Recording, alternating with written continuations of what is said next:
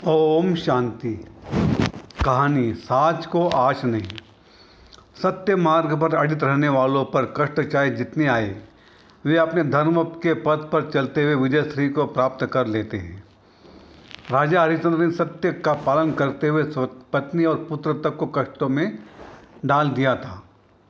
अंततः सत्य की विजय हुई और राजा हरिश्चंद्र को ससम्मान पूर्ण राज्य प्राप्ति हुई। सत्यवादी हरिश्चंद्र नाम के एक राजा थे। वो अपनी पत्नी तारामती एवं पुत्र रोहिताश्त के साथ सुख व आनंद से रहते थे। राजा हरिश्चंद्र जो तारामती हमेशा सत्य के मार्ग पर चलकर प्रजा को सुखी और समृद्ध बनाने में लगे हुए थे। राजा हरिश्चंद्र की कीर्ति धीरे धीरे तीनों लोकों में फैलने लगी। स्वर्ग तक भी देवताओं के राजा इंद्र के कानों में राजा हरिश्चंद्र के सत्य धर्म की बात पहुंची। इंद्र ने राजा की परीक्षा लेने का विचार किया। उन्होंने ऋषि विश्वामित्र को बुलाकर सत्यवादी हरिश्चंद्र की परीक्षा लेने को कहा।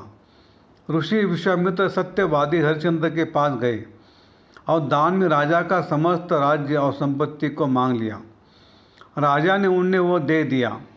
तब विश्वामित्र ने कहा कि हे राजन, जब तक ब्राह्मण को दक्षिणा न दी जाए तब तक दान पूर्ण नहीं होता।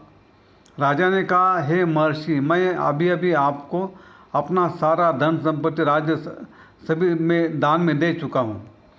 अब और दक्षिणा आपको क्या चाहिए? महर्षि ने 250 सोने की मुद्राएं सिक्के दक्षिणा में मांगी। 250 सोने के सिक्के लाने के लिए राजा अपनी रानी तारामती और पुत्र रोहित को लेकर एक सेठ के पास गया। सेठ ने रानी और उसके पुत्र के बदले 150 स्वर्ण मुद्राएं दी। अभी और 100 सोने की मुद्राएं लाना बाकी था। वे विश्वामित्र के पास गए और 150 मुद्राएं देने लगे। विश्वामित्र ने 100 सोने की मुद्राएं और लाने के लिए हरिश्चंद्र को आदेश दिया। हरिश्चंद्र 100 सोने की मुद्रा कहाँ से लाए, इसी सोच में डूबे एक सुनसान जगह पर जाकर बैठ गए। शाम होने को आई। वहाँ उन्होंने देखा कि एक चंडाल उनके पास खड़ा था। उसने राजा को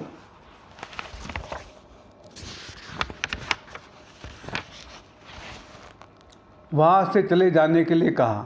राजा ने उससे कुछ काम देने के लिए कहा। चंडाल उन्हें 100 मुद्रा देने के लिए राजी हो गया, परंतु राजा को उसने अपना नौकर बना लिया। इस तरह राजा ने अपने आप को 100 मुद्रा के बदले चंडाल को बेच दिया और अपने धर्म की व वचन की रक्षा की।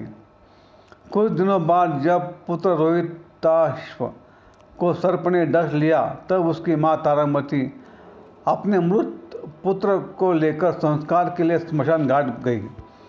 वहाँ के रखवाली व जिम्मेवारी राजा हरिश्चंद्र की थी। उसने अपनी पत्नी तारामती और पुत्र का संस्कार करने के लिए कर टैक्स देने का आदेश दिया। तारामती के पास कुछ भी नहीं था। तब राजा ने कर के रूप में तारामती की आधी साड़ी को लेकर ही मुर्दा जलाने की अनुमति दी। इस प्रकार राजा ने धर्म की पालना की और अपने सत्य धर्म का विकट परिस्थितियों में भी पालन करते हुए इस परीक्षा में भी सफल हुए। तब अंत में देवता प्रसन्न होकर राजा के सामने प्रकट हुए। राजा हरिश्चंद्र को सत्यवादी हरिश्चंद्र की उपाधि देते हुए उन्हें अपना राज्य, धन संपत्ति सभी वापस लौटा दी। अच्छा, ओम शांति शांति शांति शांति।